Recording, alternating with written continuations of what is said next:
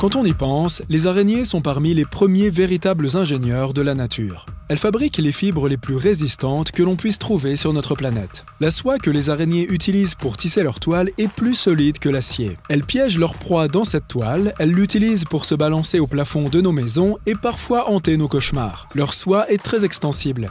Si l'on considère l'élasticité de la soie et la force qu'il faut utiliser pour la briser, cette combinaison la rend capable de supporter 3 fois plus de force que le Kevlar avant de se rompre.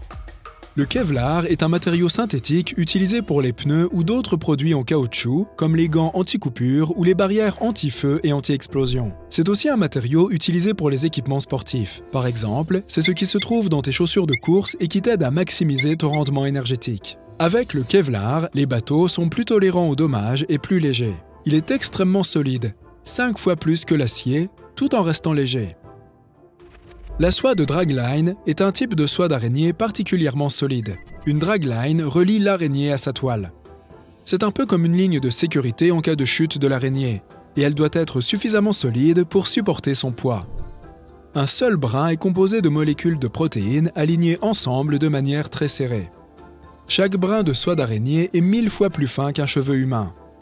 C'est pourquoi tu peux le casser si facilement même s'il est très solide.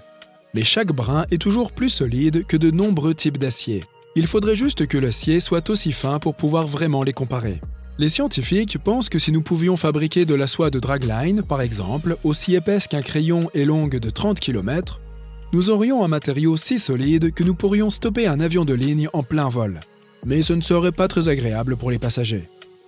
Lorsqu'il y a du vent à l'extérieur et que même une légère brise balaye la robuste dragline de l'araignée, cela la transforme en une sorte de parachute ouvert. Sa dragline se plie et s'étire davantage, de telle sorte qu'elle peut envoyer l'araignée voler très loin sans se casser. C'est de cette façon que les araignées peuvent s'envoler à des centaines de kilomètres. Puisque la soie d'araignée est si solide, elle a inspiré les chercheurs à mettre au point un nouveau matériau. Il s'agit d'un matériau appelé élastomère, car il est élastique comme le caoutchouc. Ce matériau a une structure semblable à celle d'une toile d'araignée et c'est ce qui le rend durable et permet de répartir uniformément la contrainte qu'on lui impose sans le casser. Tout comme la soie d'araignée, il est à la fois exceptionnellement résistant et rigide. Les matériaux rigides peuvent supporter beaucoup de contraintes avant que tu ne parviennes à les déformer, tandis que les matériaux résistants peuvent absorber beaucoup d'énergie avant que tu ne les casses. Par exemple, le verre est rigide mais pas résistant. Il s'agit donc le plus souvent de trouver un compromis. Une plus grande rigidité signifie une moindre résistance, et vice-versa. Le fait que ce nouveau matériau inspiré de la soie d'araignée possède en même temps ces deux caractéristiques le rend très intéressant. Il existe d'autres matériaux extrêmement durs que nous sommes en train de découvrir ou même d'inventer. Par exemple, il existe un nouveau type de verre encore plus dur que le diamant. Les diamants sont considérés comme les matériaux les plus durs parmi les matériaux naturels. Mais les scientifiques ont récemment fabriqué un nouveau type de carbone qu'ils ont appelé AM3. C'est maintenant le matériau amorphe le plus solide et le plus dur que nous connaissions. Amorphe signifie que le matériau n'a pas vraiment de structure ou de forme apparente. Par exemple, le caoutchouc, le verre, la cire et les plastiques sont amorphes. Si les diamants sont si forts et durables, c'est grâce à leur structure très régulière. On pourrait penser que ce nouveau matériau encore plus résistant a aussi une structure semblable à celle du diamant, mais il ressemble en fait davantage au verre. Tu as peut-être déjà entendu dire que le verre est un liquide. Ce n'est pas le cas, mais on ne peut pas vraiment le classer dans la catégorie des matériaux solides non plus. C'est un matériau amorphe particulier. Les molécules ne sont pas aussi désorganisées que dans un liquide, mais elles ne sont pas dans un ordre aussi strict que dans un solide. AM3 conduit bien l'électricité, mais seulement dans certains cas.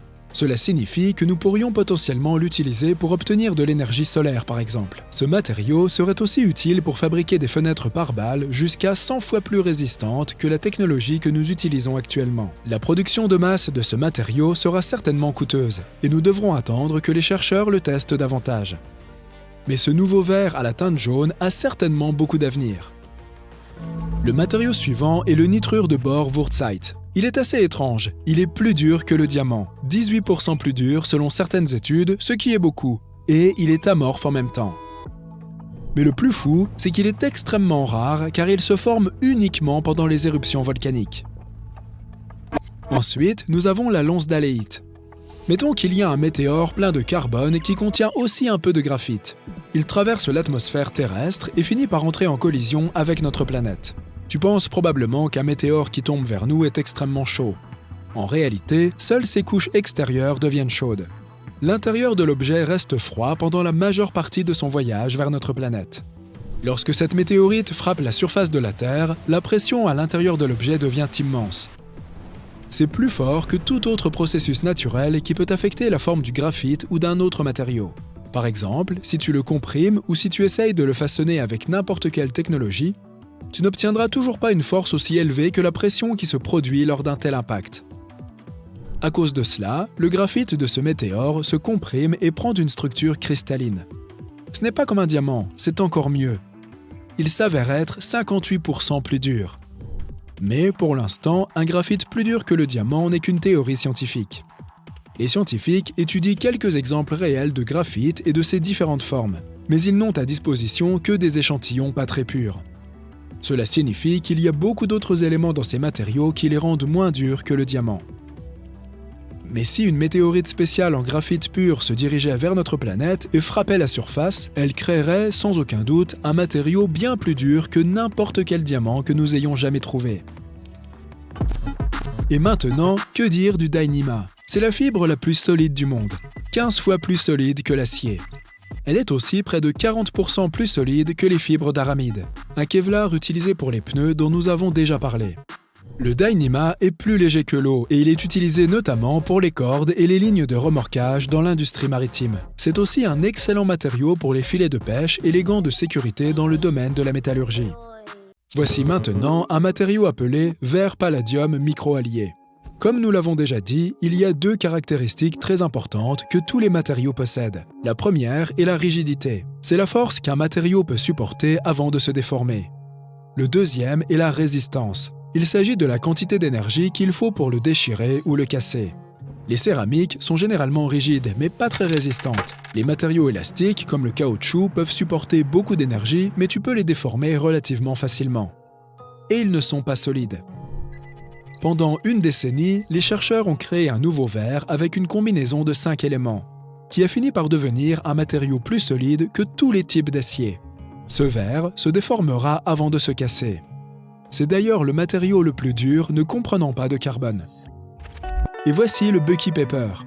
À la fin du XXe siècle, nous avons découvert qu'il existe une forme spécifique de carbone qui est, une fois de plus dure que le diamant. Il s'agit de nanotubes de carbone. Si on lie le carbone dans une forme différente de celle du diamant, on obtient une structure bien plus stable que toutes celles que nous connaissons. Et en assemblant ces nanotubes de carbone, on crée le Bucky Paper, qui est en fait une feuille incroyablement solide, mais aussi très fine. Elle ne supporte que 10% du poids de l'acier, mais en même temps, elle est des centaines de fois plus résistante.